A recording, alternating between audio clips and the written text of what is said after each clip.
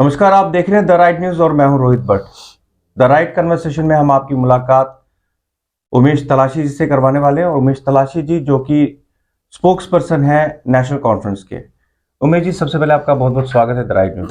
Thank you Rohit ji for having me. Umesh ji, हम सबसे पहले बात करेंगे जो रिसेंटली एक वीडियो वायरल हुआ है कुलगाम से प्यारे लाल जी का, और बहुत वायरल वो वीडियो हुआ। उनकी क्या तकलीफ हुई और वो आवाम तक पहुंचाने में आपका बहुत बड़ा योगदान है, उनकी हेल्प करने में। तो ऑन ग्राउंड रह के, क्योंकि मैं दर्शकों को बताना चाहूंगा, Umesh ji on ground, zero ground जिसे कहते हैं कश्मीर, वहां पे आवाम के लिए काम करते हैं। उमेश जी, क्या वो पूरा मसला था जो आपने वायरल वीडियो किया? मैं मेरे पास एक वीडियो आया था, वो थ्रू व्हाट्सएप ग्रुप्स में पढ़ रहा था, तो लोग उस पे फॉरवर्ड शेयर कर रहे थे। तो मैंने कहा कि rather than forwarding it to more groups, मैं इस पे थोड़ा सा काम कर लेता हूँ। जी। तो मैंने एक ट्वीट किया डीसी कुलगाम को उस वीडियो के साथ, और डीसी साहब was kind enough to revert back. उसी टाइम उन्होंने रिवर्ट बैक किया जी। और उन्होंने श्योर किया कि वो अगले दिन सुबह खुद जाएंगे और इस मसले को देखेंगे और कोशिश करेंगे रिजॉल्व करने की, जो कि नेक्स्ट डे उन्होंने किया। जी। और जो हेल्प हो सकती थी, जितना रेस्क्यू हो सकता था, उतना उन्होंने किया। अभी भी तब से लेके अब तक कॉन्टिन्यूसली लोग जा रहे हैं, उनसे मिल रहे हैं, जितना उनसे सपोर्ट हो पा रहा है वो उनको सपोर्ट कर रहे हैं। डीसी साहब बड़े प्रॉम्प्ट थे उस चीज़ पे, जो फैसिलिटीज़ उनको ज़रूरत थी वो फैसिलिटीज़ उनको मुहैया करवाई उन्होंने। जी। अगले दिन वहाँ के हमारे खुद के इंचार्ज हैं इमरान नबी डार साहब, वो अगले दिन सुबह पहुँचे वहाँ, उन्होंने भी कुछ फैसिलिटीज़ मुहैया कराई। तो ये सिलसिला चलता जा रहा है, जी। लोग जा रहे हैं, उनको फैसिलिटेट कर रहे हैं और जितना बेस्ट हो पा रहा है वो कर रहे हैं। जी, हमने भी देखा, बहुत सारे वीडियोस आ रहे हैं कि अभी पूरा उनको गेटअप चेंज हुआ है, उनको कपड़े दिए गए हैं, उनके सामान कुछ नया है। तो हम आपसे ये जानना चाहेंगे कि क्या कश्मीर में और भी प्यारे लाल जी ऐसे हैं? अब देखिए, इन चीज़ों का पता तो तब लगता है जब कहीं ना कहीं से कवरेज हो। जहाँ तक हम लोगों से मिले हैं, जहाँ तक हम लोगों को जानते हैं, तो इतनी डेलिबरेटेड कंडीशन में तो मैं खैर किसी को देखा नहीं आज तक, जी। जितना ये वाकया देखा मैंने। पर अगर हो तो मैं चाहूँगा कि आप जैसे नौजवान हैं जो न्यूज़ को कवर करते हैं, इन चीज़ों को सामने लाएं ताकि जी। इन चीज़ों पे अमल हो और उनको रेस्क्यू किया जाए। जी। जी।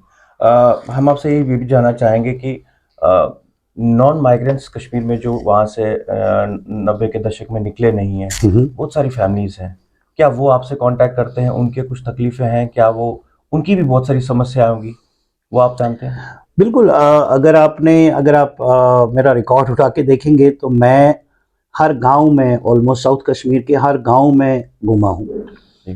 कश्मीरी पंडितों से मिला हूँ। मेरे खुद के गांव में, जहाँ से मैंने चुनाव जीता था, मेरे खुद के गांव में 3 फैमिलीज़ ऐसी थी जो नेवर माइग्रेटेड, ओके। और काफ़ी अच्छे से रह रहे हैं वो। लेकिन ठीक है, जब हालात अप एंड डाउन होते हैं, एक थोड़ा-सा वो फैक्टर आता है, बट सपोर्ट में रह रहे हैं वो। लेकिन मैं आपको एक किस्सा बताऊँगा जी। कि ये नॉन माइग्रेंट्स पे जो बात कर रहा हूँ कि उनका कैसा है, क्या सपोर्ट मिल रहा है। हमारे वहाँ एक हमारे दूर अंकल ही हैं, वो कभी माइग्रेट नहीं हुए हैं। अभी जब बाय इलेक्शंस हुए थे पंचायत के, तो उन्होंने बड़ी इच्छा ज़ाहिर की कि जनाब मुझे लड़ना है। जी। तो हमने कहा यार, अब मसला है, वोट पड़ने चाहिए उन्हें। हुँ। तो उनके खिलाफ नेशनल कॉन्फ्रेंस का ही एक आदमी, जी। हमारी ही जमात का एक आदमी, वो कॉन्टेस्ट कर रहा था। लेकिन जब इन्होंने इच्छा ज़ाहिर की कि जी मुझे लड़ना है, तो पार्टी ने कहा कि नहीं जी, आप इनको प्रेफ़रेंस दीजिए। जी। अगर ये चाहते हैं लड़ना, आगे बढ़ना, इनको प्रेफ़रेंस दीजिए। हमारे डिस्ट्रिक्ट प्रेज़िडेंट साहब हैं अल्ताफ़ कल्लू साहब, उन्होंने कहा जी। कि चलिए इनको सपोर्ट करते हैं, हाँ। और कन्विंस किया हमारी ही पार्टी के आदमी को जी। कि ये कश्मीरी पंडित भाई हैं हमारे, इनको चुनाव लड़ना है, इनको लड़ने दीजिए। और इतना सपोर्ट किया कि वो वहाँ रह के भी मैक्सिमम वोट्स के मार्जिन से जीत गए। जीत गए, ओके। जीत गए।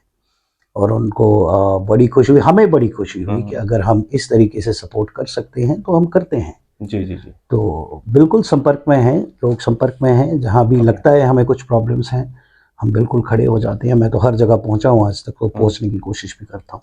उमेश जी, हम ये जानना चाहेंगे कि 370 के बाद जो आज बदलाव की बात करते हैं सारे, तो ऑन ग्राउंड रह के आपको लगता है कि बदलाव हुआ है?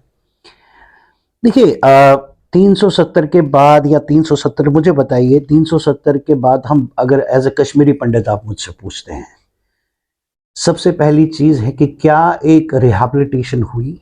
देखिए, सड़कें बनती हैं, फ्लाई ओवर्स बनते हैं, वो सरकार कोई भी आई डेवलपमेंट नहीं रुकती है, बट एज ए कश्मीरी पंडितों का जो मेन मसला था रिहैबिलिटेशन का, क्या वो रिहैबिलिटेशन हुई? एक फैक्टर कहा गया जी 370 है इसलिए हालात खराब है, 370 हटा दिया गया। आपने खुद देखा है पिछले कुछ सालों में जो कश्मीरी पंडित वहाँ सेटल काम कर रहे थे, नौकरियां कर रहे थे 10-10 साल से, वो भी माइग्रेट होके वापस आ गए, वो भी नहीं जाना चाहते। अगर आप इसको नया कश्मीर और नए हालात कहते हैं तो मैं इससे एग्री नहीं करूँगा। जब लोग ही नहीं है वहाँ, जब लोग ही खुश नहीं है, एक केस बैठे हुए हैं जो है भी वहाँ पे कश्मीरी पंडित जो मजबूरन जा रहे हैं तनख्वाह की वजह से, ज़रूरतों की वजह से, वो भी दफ्तर नहीं जा रहे हैं। तो इस चीज़ को अगर आप हालात ठीक कहते हैं 370 के बाद, तो मैं इस पे एग्री नहीं करूँगा। जो डेवलपमेंट है वो तो सामने दिख रही है। क्या दिख रहा है? क्या जो भी डेवलपमेंट है कश्मीर जैसे में, टूरिस्ट आते हैं। हाँ जी जी, टूरिस्ट तो हमेशा से आते जाते हैं। इतना फ्लो टूरिस्ट का हुआ है। देखिए मेरी बात सुनिए, कितना फ्लो है टूरिस्ट का। आप अगर रिकॉर्ड उठा के देखेंगे, सरकार ने आंकड़े दिखाए करोड़ों में टूरिस्ट आए, मगर उन आंकड़ों पे आप जाइए, उन्होंने जो माता वैष्णो देवी के पिलग्रिम्स हैं, जो अमरनाथ जी के पिलग्रिम्स हैं, उनको इंक्लूड करके एक डेटा बनाया कि करोड़ों में टूरिस्ट आता है, जो कि हमने पहले नहीं किया। हम तो सिर्फ जो टूरिस्ट आता था टूरिस्ट की ही बात बताते हैं। देखिए, टूरिस्ट आना, टूरिस्ट जाना, इसको हालात ठीक नहीं कहते हैं।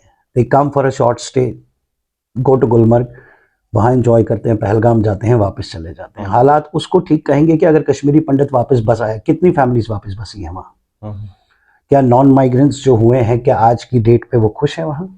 आपको लगता है? जो लोग तहसील ऑफिस से लेके अपने बागों में मारे गए पिछले इन 2-3 सालों में, वो लोग अप पलायन करके वापस आए हैं, जी जी, उनको हालात ठीक कहेंगे आप? क्या ये डेवलपमेंट हुई है? मैं तो इस चीज़ को नहीं मानता। जी उमेश जी, अभी अगर हम बात करें, जो हमारे पीएम पैकेज एम्प्लॉयज़ हैं, उनकी भी बहुत सारी समस्याएं हैं। क्या वो कभी आपको कांटेक्ट करते हैं कि उनकी समस्याओं के लिए आप भी सामने आते हैं? देखिए, अगर आप देखेंगे, जब 8 महीने वो यहाँ हड़ताल कर रहे थे, तो मोस्ट ऑफ द टाइम्स, चाहे कश्मीर में या जम्मू में, मैं हमेशा उनके साथ रहा हूँ।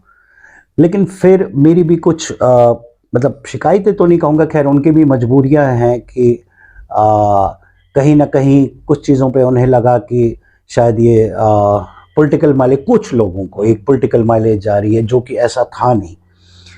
तो उस पे कुछ लोगों ने एक वक्त पे रेजिस्टेंस भी दिखाई, बट मैं हमेशा खड़ा रहा हूँ उनके साथ। मैं आप इन पीएम पैकेज एम्प्लॉइज़ को पूछ सकते हैं, कांटेक्ट कर सकते हैं, चाहे वो मटन में प्रोटेस्ट हो, चाहे वो, मेरे को डिटेन भी किया गया 2 बार कि आप इन प्रोटेस्ट में क्यों जाते हैं, बट मैं उसके बाद भी गया। जम्मू में कमिश्नर ऑफिस में भी मैंने काफ़ी बार इनके साथ प्रोटेस्ट किया। बिल्कुल इनकी डिमांड्स जेन्युइन हैं, इस पे सरकार को आगे आना चाहिए और इनकी सबसे पहले तो रिहैबिलिटेशन पे बात करनी चाहिए। देखिए, जो इंसान किराए पे रह रहा है वहाँ, वो कहाँ से सेफ है? कुछ क्वार्टर्स हैं, उन्हीं को आप पिछले 10 सालों से दिखा रहे हो कि हमने जी क्वार्टर्स बना लिए। लास्ट टू लास्ट ईयर में गया था, जो बने भी नहीं थे ब्लॉक्स, उनकी भी अलॉटमेंट्स कर दी थी, just as an eye wash. वो चीज़ें नहीं होनी चाहिए। अगर ये लोग वहाँ नौकरी करते हैं, सरकार को इंश्योर करना चाहिए कि they are secure, they have the accommodation, और उस चीज़ पे बजाय इसके कि दिखाने के लिए कि जी कश्मीरी पंडित वहाँ हम नौकरियाँ कर रहे हैं, वो खुश नहीं है, वो खुश नहीं। आप देखिए, majority of people you will find here, यही है, लोग नहीं जाते हैं, 2 दिन जाएंगे, 3 दिन जाएंगे, वापस आ जाएंगे, जो कि आज से 5 साल पहले नहीं था।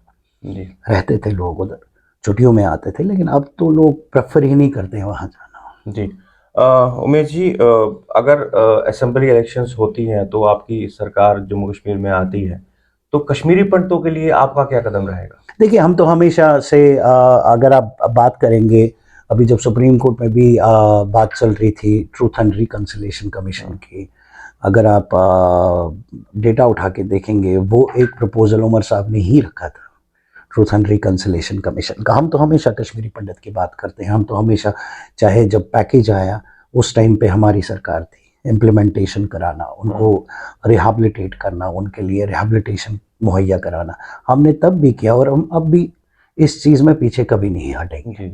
देखिए, यहाँ होता है करना, एक होता है बोलना।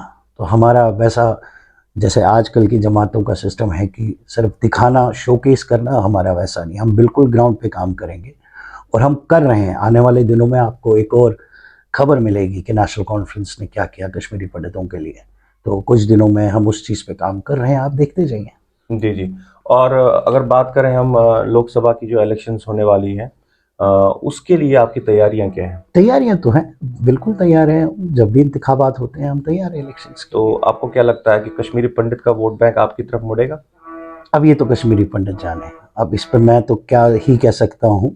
हुँ, हम अपनी बात रखेंगे, हर जमात अपनी बात रखेगी, जहाँ उनको लगता है, जहाँ से वो कन्विंस होते हैं, वो अपना वोट दें। जी, जी। अब मैं किसी का मन पढ़ के तो बता नहीं सकता कश्मीरी पंडित हमें वोट देंगे कि नहीं। अगर वो खुश हैं पिछले 5 साल या 10 साल से जो भाजपा ने उनके लिए किया है, अगर उनको लगता है कि 370 हटाने से कश्मीरी पंडितों का बहुत फ़ायदा हो गया, नौकरियां मिल गई, रिहैबिलिटेशन हो गई, तो वो चुने बीजेपी को। लेकिन अगर उनको लगता है, एक इंटेलेक्चुअल कौम है, आप देखिए कश्मीरी पंडित पढ़े लिखे, well read people, they are very well read people, उनको समझ में आता है कि क्या है क्या नहीं है। देखिए सेंटिमेंट पे वोट देंगे या बहबूदी पे वोट देंगे, वो उनको सोचना है। अगर उनको इमोशनल फैक्टर्स पे वोट देना है तो जहाँ देना चाहें दे सकते हैं। अगर वो वाकई हकीकत पे वोट देना चाहें तो जी। उन पे डिपेंड करता है। मैं तो उनका मन नहीं पढ़ सकता। बहुत-बहुत धन्यवाद उमेश जी। अ, उमेश जी से हम लोग बात करते रहेंगे क्योंकि अभी इलेक्शन का दौर भी स्टार्ट होने वाला है, तो इन्हें तकलीफ देंगे बार-बार आने की एनी टाइम। हमारे स्टूडियो में। ये थे उमेश तलाशी जी जो कि स्पोक्स पर्सन है एनसी के। देखते रहिए द राइट न्यूज़, बहुत जल्द आपसे फिर से मुलाकात होगी एक नई शख्सियत के साथ। नमस्कार।